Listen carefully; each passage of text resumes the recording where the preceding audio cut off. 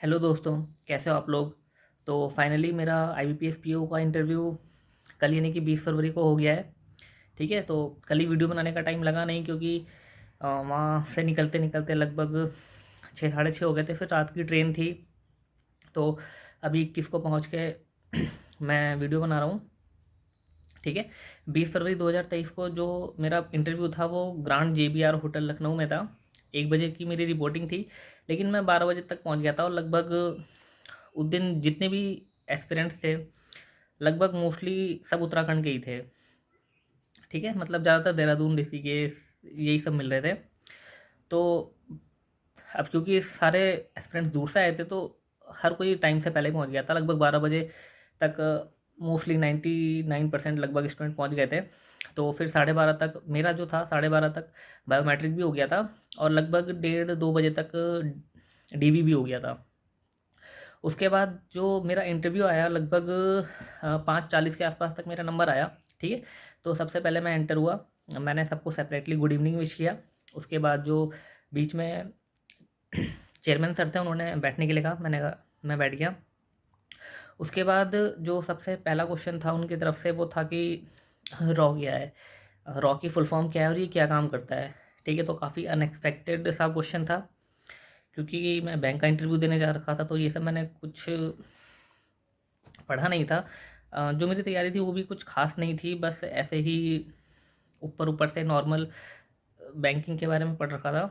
ठीक है, और इसके अलावा क्योंकि मेरी अप्रेंटिस थी, तो काफ़ी काम जो सीखा था उसके बारे में तो अच्छा खासा आइडिया था, तो मेरे को पता था कि लगभग वहाँ से क्वेश्चन आएंगे। लेकिन जब पहला क्वेश्चन ही आया, रॉ क्या है, फुल फॉर्म क्या है, क्या काम करती है, तो अनएक्सपेक्टेड था। लेकिन मैं इसके पीछे का लॉजिक बता देता हूँ कि मेरे से ये क्वेश्चन क्यों पूछा गया।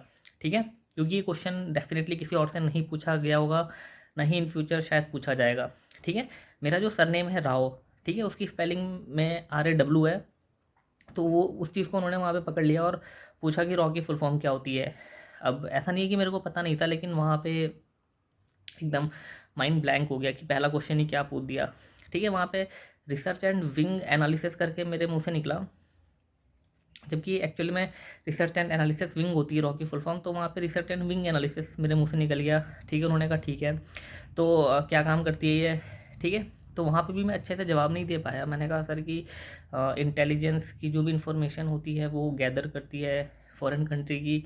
अब वहाँ पे जो मैंने फॉरेन कंट्री बोल दिया बाद में, मुझे पता नहीं सही था कि नहीं था। मतलब फॉरेन कंट्री में करती है तो श्योर था। ठीक है, लेकिन कंफर्म नहीं था कि वो सिर्फ फॉरेन कंट्रीज में ही करती है कि इंडिया में करती है। तो फिर उन्होंने कहा अच्छा, तो तुम इंटेलिजेंस कह रहे हो और इसके नाम में रिसर्च है, तो ये तो बिल्कुल मतलब कहीं पे मैच नहीं हो रहा है कि इसके नाम में रिसर्च है और इंटेलिजेंस का काम करती है। मैं फिर मैंने कहा सॉरी सर, इसका तो कोई आइडिया है नहीं। फिर अ, उनके बगल में, चेयरमैन सर के बगल में जो एक सर थे, उन्होंने मेरे से पूछा कि ठीक है, फिर प्रधानमंत्री जनधन योजना के बारे में सुना है। तो मैंने कहा हाँ सर। फिर उन्होंने फीचर्स गिनाए मैंने 2 3। फिर उनके बगल में एक मैम बैठी थी, उनने मेरे से पूछा कि ठीक है, तुमने 1 साल की जो अप्रेंटिस कर रखी है, ये हमारे किस तरीके से काम आएगी, अगर तुम बैंक में जाते हो तो किस तरीके से यूज़फुल होगी। तो मैंने उन्हें बताया कि कस्टमर हैंडलिंग का एक्सपीरियंस है, इसके अलावा बैंक के वर्किंग कल्चर से अच्छी तरह से वाकिफ़ हूँ।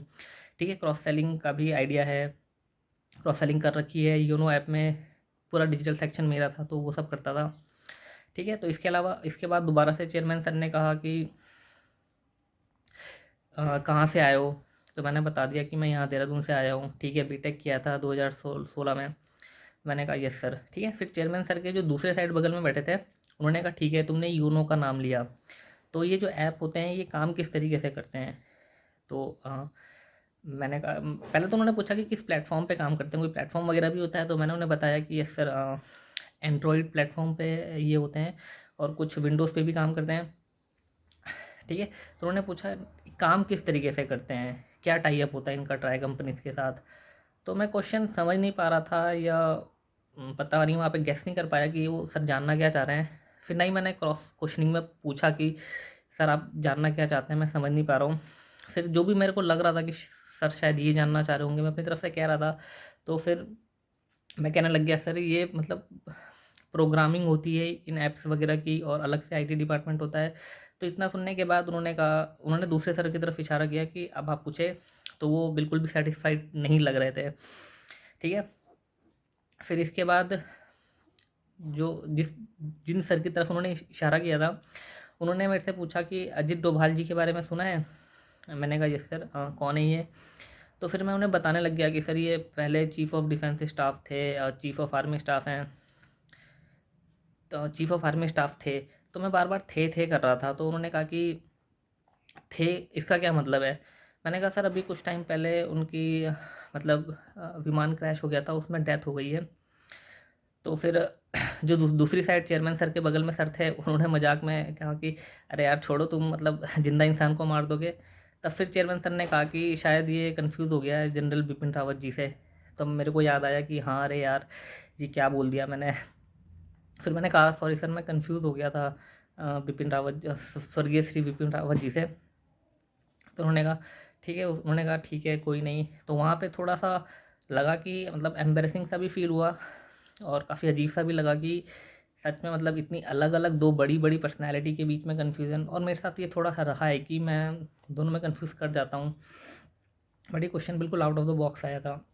फिर इसके बाद ठीक है, और दूसरी गलती मैंने ये करी कि वहाँ पे मैं जवाब देते समय श्री या जी इन वर्ड्स का यूज़ कर नहीं पा रहा था। ये उम, ठीक है, क्योंकि वहाँ पे जब हमारे सामने क्वेश्चंस आते हैं तो ऑब्वियसली सी बात है, हमारा सारा ध्यान होता है कि हम आंसर, जो क्वेश्चन पूछा गया उसका आंसर किस तरीके से कर सकते हैं बेटर वे में। तो वहाँ पे छोटी-छोटी मिस्टेक्स हो जाती हैं, जो कि मुझे बाद में लगा कि हाँ, श्री या जी वगैरह का यूज़ कर लेना चाहिए था। हालाँकि मैंने नाम नहीं लिया था, ठीक है। जब उन्होंने पूछा कि अजीत डोभाल जी के बारे में सुना है, मैंने कहा हाँ वो पहले चीफ़ ऑफ डिफेंस स्टाफ थे। नाम नहीं लिया था, लेकिन फिर भी शायद अगर नाम लेता और उससे पहले श्री या जी का यूज़ करता तो थोड़ा इम्पैक्ट अच्छा पड़ सकता था।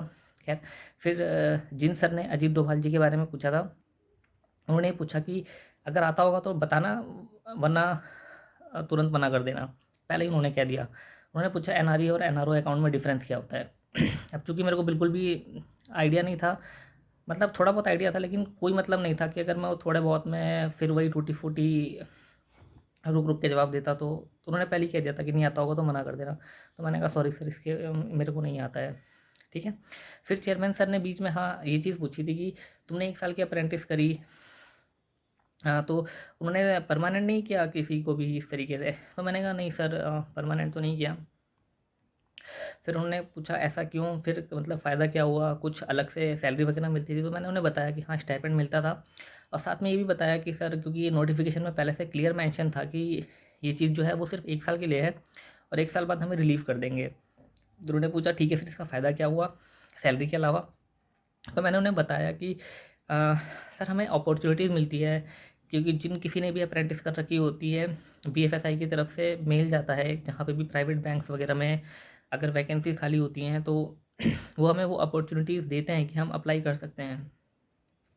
अब जो मैंने बीएफएसआई वर्ड बोल दिया था ना, अब उन्हें बीएफएसआई करके वो रुक गए। अब मैंने कहा कि यार गया मैं, मतलब मैं फुल फॉर्म सोचने लग गया था माइंड में कि अगर, क्योंकि सबसे पहला क्वेश्चन शायद ये हो सकता है कि वो फुल फॉर्म पूछ दें, और फुल फॉर्म वहाँ पे दिमाग में आ नहीं रही थी।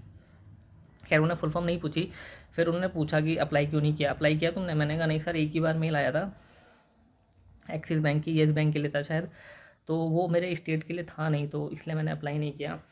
तो बस इतना ही था। खैर ज़्यादा लंबा चला नहीं, मतलब 7-8 मिनट था, और मेरे पैनल में जो मेरा पैनल 1 था, लगभग सभी का इतना ही चल रहा था, 8-10 मिनट लगभग, किसी का 1 आध 2 मिनट कम ज़्यादा हुआ होगा। तो देखते हैं, कुछ 1-2 पॉजिटिव इम्पैक्ट लगे जो पड़े होंगे, क्योंकि जो जनधन योजना के बारे में था वो मैंने अच्छे से कह दिया था, ठीक है। फिर अप्रेंटिस में जो जो सीखा था मैंने, वहाँ पे एक अच्छा इम्पैक्ट पड़ा। लेकिन वो जो 2 नेगेटिव इम्पैक्ट पड़ गए ना, वो जो मैं अजीत डोभाल जी और स्वर्गीय जनरल बिपिन रावत जी में कन्फ्यूज़ हो गया, एक वहाँ पे थोड़ा सा नेगेटिव इम्पैक्ट पड़ गया, और वो रॉ वाला थोड़ा सा नेगेटिव इम्पैक्ट पड़ गया, ठीक है। एनआरई एनआरओ तो खैर मैंने डायरेक्ट मना कर दिया था, तो मुझे लगता नहीं कि उसका शायद कोई नेगेटिव इम्पैक्ट पड़ेगा। तो देखते हैं बाकी। अब ठीक है, लगभग मेरे ख्याल से 21-22 मार्च के बीच में मार्क्स भी आ जाएंगे। हम जिस किसी का भी इंटरव्यू रहा होगा उसके मार्क्स भी आ जाएंगे, और 1 अप्रैल को बिल्कुल फाइनल हो जाएगा कि किसका हुआ है किसका नहीं हुआ है। तो देखते हैं, लाइफ में पहली बार 1 अप्रैल का वेट रहेगा, ठीक है। जिस किसी का भी इंटरव्यू था और आज लास्ट है, आज बिल्कुल ख़त्म हो गया होगा, तो ये मेरा एक्सपीरियंस डेफिनेटली इस साल तो किसी के काम आएगा नहीं, नेक्स्ट साल जो भी एस्पिरेंट देखेंगे, ठीक है। तो मिलते हैं गाइस। ठीक है, थैंक यू। और लास्ट में मैं कुछ मतलब थोड़ी बहुत जो छोटी मोटी वीडियो रिकॉर्डिंग की है, ठीक है, लखनऊ की खूबसूरती को छोटी सी वीडियो में दिखाता हूँ जाते जाते हैं। बाकी देखते हैं, ठीक है। मार्क्स शेयर करना गाइज अपने मेंस के, और साथ ही में बताना आप लोगों का इंटरव्यू कैसा गया है। ठीक है गाइज, गुड लक। और हाँ, लास्ट में चेयरमैन सर ने कहा ठीक है, अब आप जा सकते हैं, गुड लक। अब उस वक्त उस गुड लक पे तो मैंने ध्यान नहीं दिया, लेकिन बाद में लग रहा था यार कभी ऐसा सुना नहीं है मैंने कि अ, जितने भी रिव्यूज़ देखे थे उसमें सुना नहीं कि पैनल में से किसी ने गुड लक विश किया हो। ठीक है, ऐसा सुना था कि अगर टॉफ़ी ऑफ़र कर देते हैं तो तुम अच्छा सुकून समझ सकते हो, लेकिन वहाँ पे टॉफ़ी तो खैर ऑफ़र नहीं करी। मैं चाह रहा था कि टॉफ़ी ऑफ़र करें तो शायद कुछ थोड़ा सा लगे कि ठीक है अच्छा खासा गया है, पर ऐसा कुछ नहीं हुआ। उन्होंने जाते जाते बोला कि ठीक है गुड लक। अब वो गुड लक अब ऐसा लग रहा है कि पता नहीं उन्होंने गुड लक क्यों कहा है। ठीक है, सो आई होप नेक्स्ट टाइम के लिए ना कहा हो यार। देखते हैं, खैर उस गुड लक का अच्छा ही मतलब हो तो सही है। और इसके अलावा जब मैं उठ के जाने लग गया तो चेयरमैन सर के बगल में एक और सर थे, तो उन्होंने कहा कि ये जो उत्तराखंड में, ठीक है ना, ये याल यूज़ करते हैं बहुत सारे वर्ड्स के आगे, जैसे बुग्याल, घड़ियाल, सुंदरियाल, पथरियाल, मतलब उन्होंने बहुत सारे वर्ड्स कहे थे। तो इसका क्या मतलब होता है उस याल से पहले का मतलब? अब मैं वहाँ पे कंफ्यूज हो गया, क्योंकि बुग्याल का मतलब तो जहाँ तक मेरे को पता था कि वो घास के मैदानों को कहते हैं, ठीक है। लेकिन सर ने खाली बुग्याल नहीं पूछा, उसके अलावा कुछ बहुत सारे नाम लिए थे। अब कुछ तो सरनेम लग रहे थे जो मैंने सुने थे, ठीक है। अब एक हो गया बुग्याल, अलग चीज़ हो गई, सरनेम अलग हो गए, कुछ और वर्ड्स थे जो मुझे याद भी नहीं अभी, और पता नहीं मतलब सरनेम ही होंगे शायद या नहीं होंगे, क्योंकि वो वर्ड्स मैंने सुने नहीं थे। तो वहाँ पे मैंने डायरेक्ट मना कर दिया कि सॉरी सर, इसके बारे में नहीं पता है। तो मैं पूरा बोल भी नहीं पाया था। उन्होंने कहा ठीक है जाओ, हो गया। तो बस यही था।